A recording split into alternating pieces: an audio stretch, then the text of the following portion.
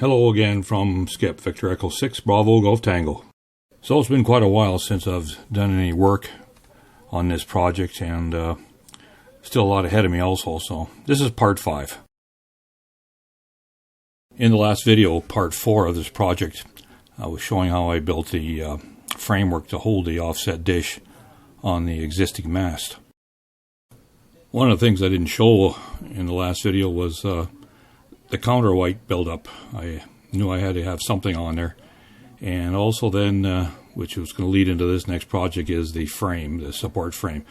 This blue angle iron frame is just way too light. And the Azimuth gearbox is just way too sloppy.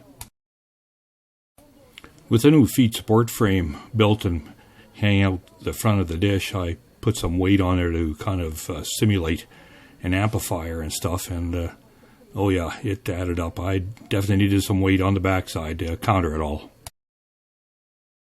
So to figure out just what I was going to need for weight, I hung some angle iron on the dish mount frame, some chains hanging down, in a blue basket at the bottom. In this blue basket, I placed one of these heavy frac pump plungers. This is one of the weights I use on my big dish, and there's 4 of them on there. They're about 80 pounds apiece. One of these pistons turns out to be just the right amount of weight, but only being one, I like to have 2, one on each side of the frame to keep things balanced. So I had to cut this piston in 2. The outside coating is an extremely hard finish, so I took a grinder and ground through the hard finish to get a groove all the way around it.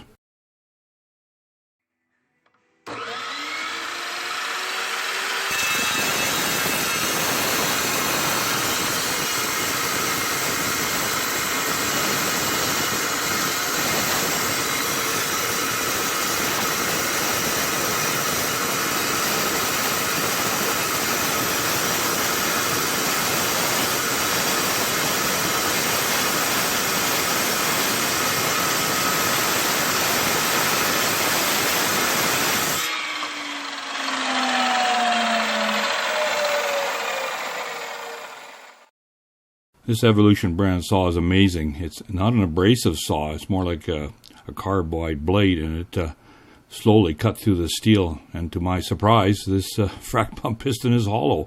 I sure didn't expect that. Up till now, I always thought these things were solid steel.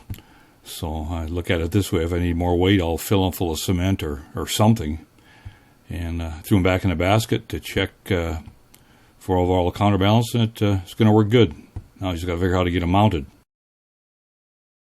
For that, I just mounted some heavy wall square tubing, 2-inch square tubing, on the dish frame itself. And then on each counterweight, I welded a larger piece of square tubing with lock-in bolts, and they just slide on there for adjustment. And that was all there is. Simple as that. So this is the next part of the project, was building up the new support frame, or stand, for the offset dish. I didn't want to go out and buy brand new steel. It's darn stuff's gotten expensive, and I got so much scrap stuff laying around, I figured I'm going to use some of it up.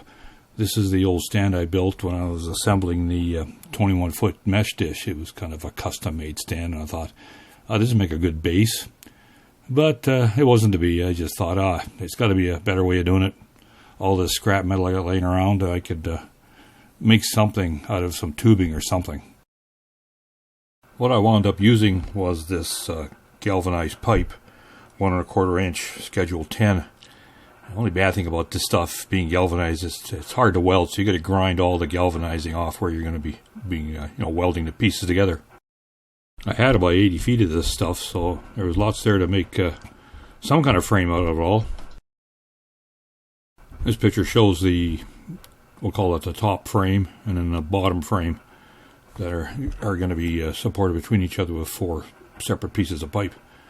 I had to figure out also what to use to have this thing bolted or clamped to the ground somehow here eventually when I do get it outside to mount.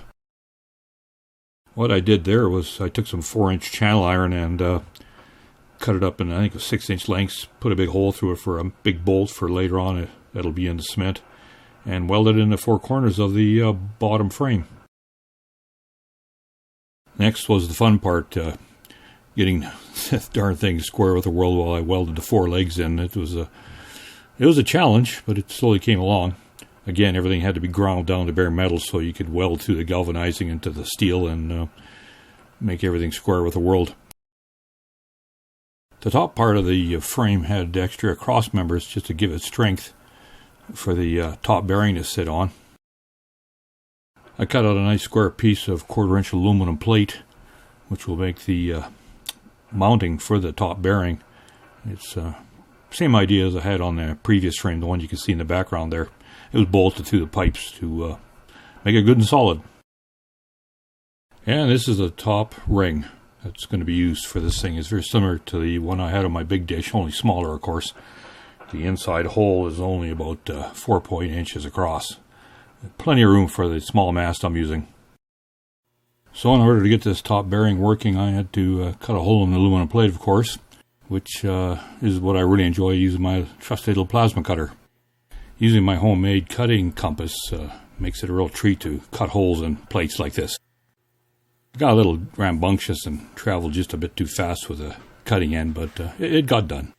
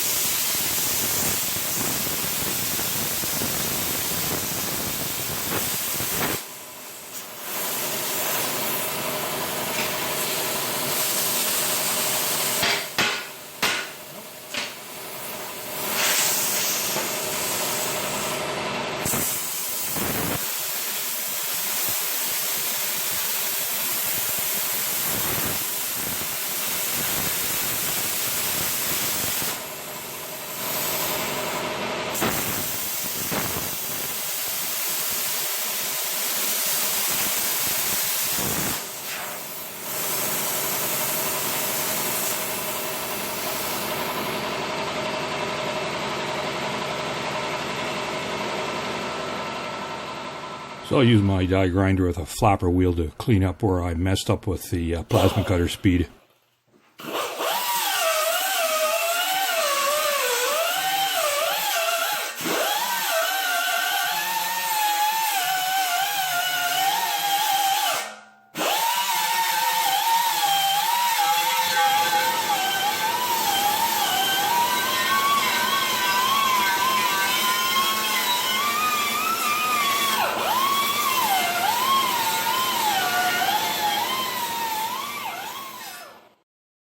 So with the hole cleaned up, I put the plate back onto the stand and marked a few bolts in, got her clamped, and then drilled the rest of the holes through the stand itself. Then I got the big bearing bolted down and used enough bolts to hold it in place. Like I said, this bearing's an overkill. I didn't need as many holes as they have there, but 4 would be enough. Next was to build up some kind of a clamp system for the mast to go through this pipe and be held in place. Nothing too complicated, just a simple pipe with some bolts. So everything looked good. The clamp looked like it was going to do the job. So I slid it in place and used my overhead crane or pulley system to lower the mast into the bearing clamp just to see how things line up for the next job. I really went overboard on this one.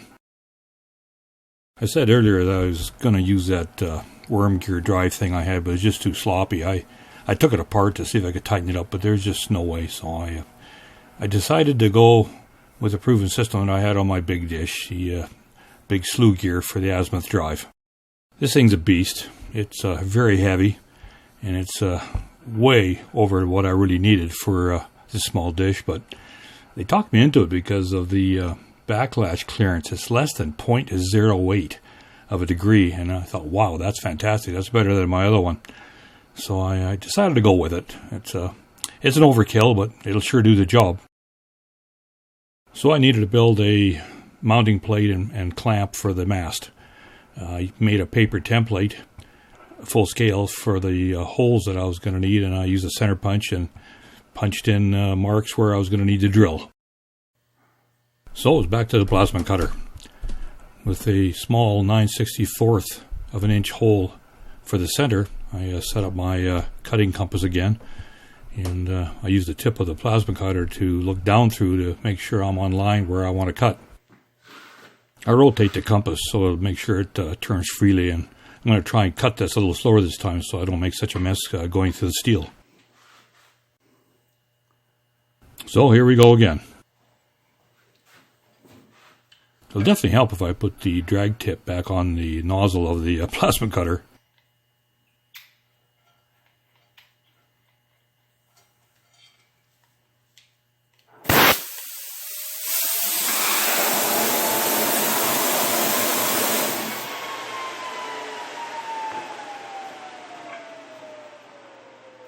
I'll move the plasma cutter a little slower this time to get a cleaner cut.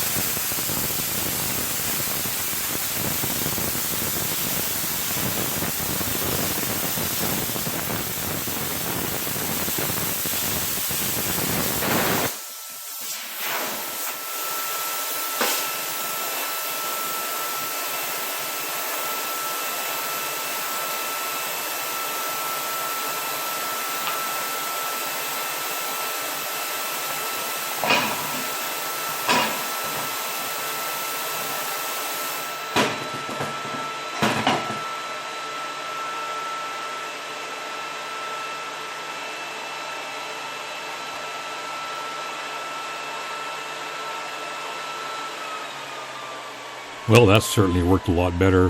Nice clean cut and no fighting with it whatsoever. So I live and learn.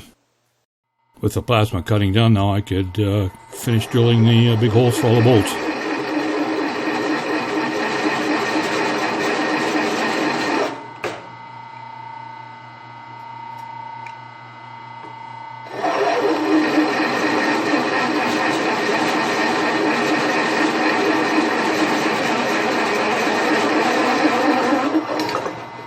Only 7 more holes to drill.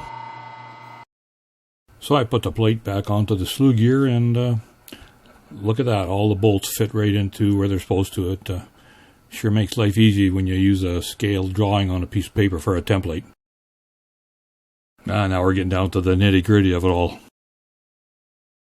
Once again, I found some scroty old pipe and cut a chunk off at 4.5 inches long.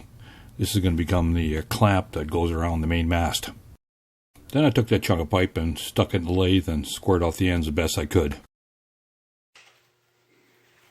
Next I had to cut this piece of pipe into 2 halves for 2 sides of the clamp, so I was back to the plasma cutter.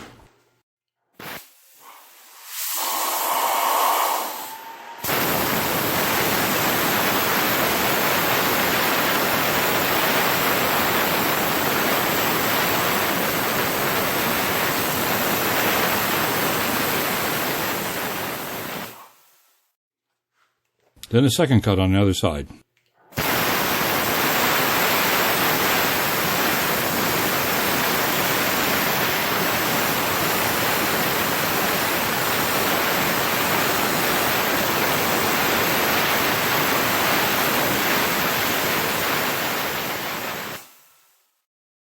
So that was easy enough to do. A little bit of grinding to clean up the edges and it was ready to go.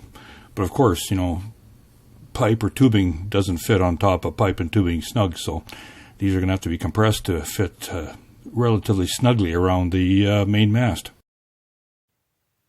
With metal this thick, you'd think it'd be a bit of a pain, but if you got a big enough vise, just clamp it in there and start working on it. You can get it to fit pretty close.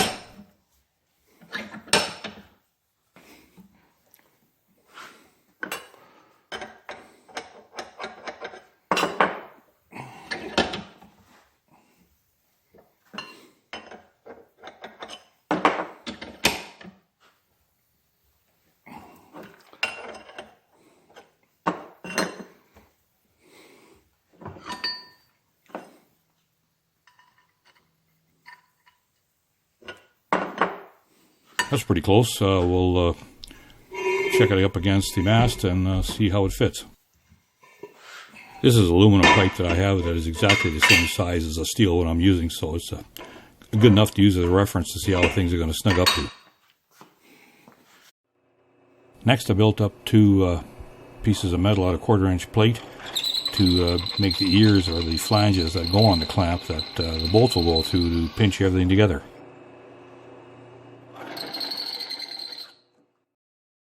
I then took all the pieces and using the aluminum imitation mast, I put everything in position, clamped it together. I have washers between the metal tabs or ears to keep the space just right, and everything's clamped together with the C-clamps and the vice grips ready for welding. With everything in position, I started welding. I do a little bit here and a little bit there, rotate the pipe and go from side to side to just help spread out the heat and try not to have too much warping. Everything is kind of clamped in place, so it holds together quite well. Keeps solid. Get all the clamps off it, and it looks pretty good. Later on, I took it off the pipe and put a few passes on the inside, just in here and there, just to keep it from wanting to warp in or whatever when I clamp her solid. Next, I had to cut out roughly the tabs or ears that'll weld onto the clamps to fix it to the main slew gear plate.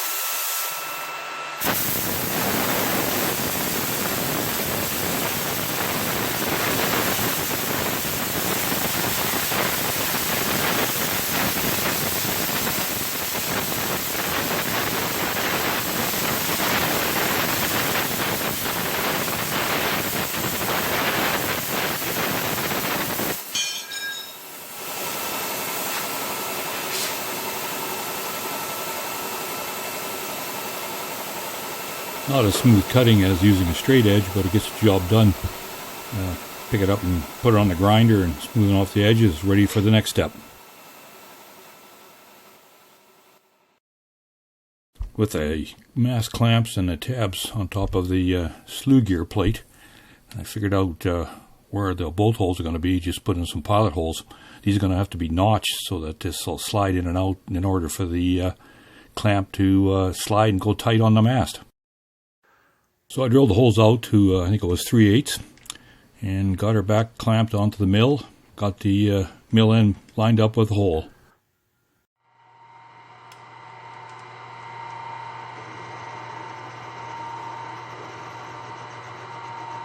I slotted each hole roughly about 0.1 of an inch both directions, so there'll be just enough travel for the clamp to slide and clamp tighter on the mast.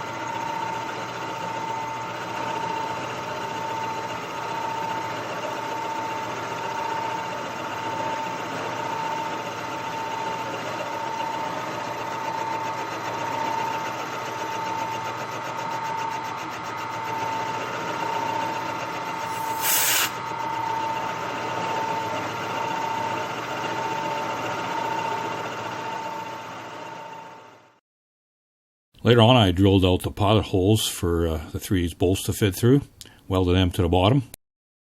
Using the imitation mast, I clamped it onto the welding table and with a large square proceeded to weld the tabs to the clamps themselves, trying to keep everything as square as possible. When that was all done, I took it over to the slew gear and bolted it in and checked for square, make sure everything seemed to be lined up, and it turned out pretty good.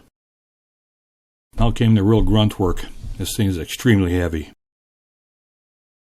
So I got the slew gear flipped over, and this is what the bottom of it looks like. Lots of holes, but I'm only going to use a few of them. And again, I took the technical drawings and made myself another full-scale paper template to be able to mark the holes I want to use with a center punch.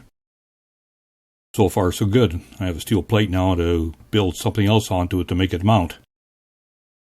So I was able to lift the slew gear just barely off the workbench and set it on top of this platform I got on this wheel dolly so I can move it around. I used my overhead pulley system to lower the mast into the stand and then clamped it. Then I could lift the whole apparatus, the whole assembly up so I could roll the slew gear underneath it. Then I carefully lowered the mast and stand down on top of the slew gear, got the mast lined up with a clamp and got it in position.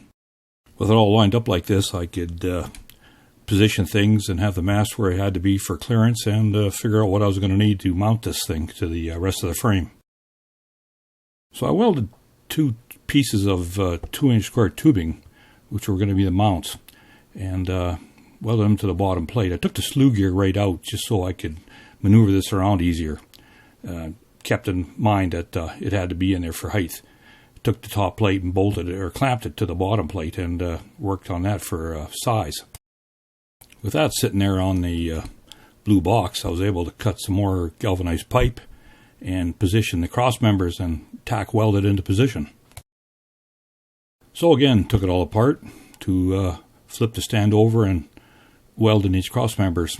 There were some pretty large gaps just because of the curvatures and all that. And I used some 1/4-inch old scrap ready rod for a filler and welded on top of that. So I flipped the stand around and got all 4 sides welded up, and it was time to put it back together again. So I was able to get the slew gear installed again using that same little roller buggy thing. I installed the motor, and I want to just rotate things here because I still haven't quite got everything clamped on there yet. I wanted to make sure things were going to work. So to make the final mounting bracket, we'll call it, I went looking through the scrap and found another nice chunk of old angle iron. Cut this into 2 pieces and C-clamped it underneath the square tubing mounts. I tack welded this old angle iron onto the round galvanized pipe. Had to grind the galvanization off again because it was terrible stuff to weld, but got it in position. Then with some smaller angle iron, I welded on these tabs, and this is where the bolts will go through and hold everything together. I kind of missed a step. Before I drilled the holes for those bolts, I rotated it back and forth to get everything centered. I had to take a bar and kind of shift the slew gear around to get things centered with the top bearing. It finally came, and I drilled the holes and bolted it in. Now it's time for testing. So with my old ICO power supply, I hooked up the 24 volts to the motor and rotated the slew gear. What I wanted to adjust here or test was the clamp on top of the slew gear plate. It does slide back and forth, and I wanted to get it in position so that the pipe on top wasn't wobbling.